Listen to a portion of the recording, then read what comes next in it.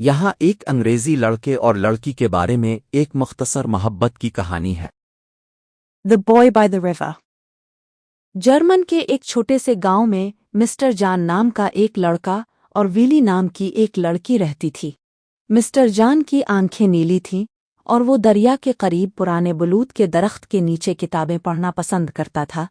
Valley کے سنہری بال اور مسکراہٹ تھی جس نے سب کو خوش کر دیا۔ وہ اکثر دریا اور پھولوں کو پینٹ کرنے آتی تھی۔ گرمیوں کی ایک دوپہر مسٹر جان نے ولی کو جدوجہد کرتے ہوئے دیکھا۔ جب اس کی اسکیچ بک ہوا میں اڑ گئی، اس نے دوڑ کر اسے دریا میں گرنے سے پہلے پکڑ لیا۔ شکریہ، ولی نے مسکراتے ہوئے کہا۔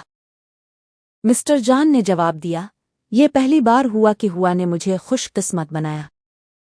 اس دن سے وہ ہر شام بلوط کے درخت کے نیچے ملتے تھے۔ مسٹر جان نے ولی کو نظمیں پڑھیں اور ویلی نے ان کے خوابوں کی تصویریں بنائیں، چھوٹے کاٹیجز، چاندنی کے باغات اور ایک ساتھ زندگی۔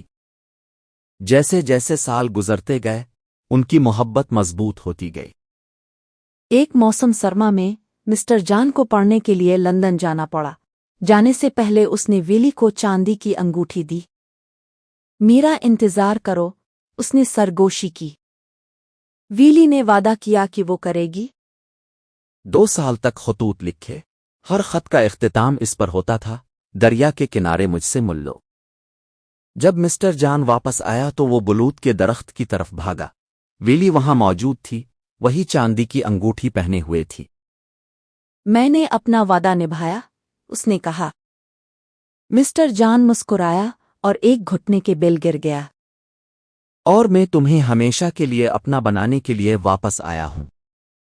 انہوں نے موسم بہار میں شادی کی اور ان کا چھوٹا سا کاٹیج دریا کے قریب کھڑا تھا جہاں وہ پہلی بار ملے تھے، یہاں تک کہ جب وہ بوڑھے ہو گئے وہ اب بھی بلوط کے درخت کے نیچے بیٹھ گئے۔ وہ نظمیں پڑھ رہا تھا، وہ غروب آفتاب کی تصویر کشی کر رہا تھا۔ اور گاؤں کے لوگوں کا کہنا تھا کہ دریا نے ان کی محبت کو ہمیشہ زندہ رکھا۔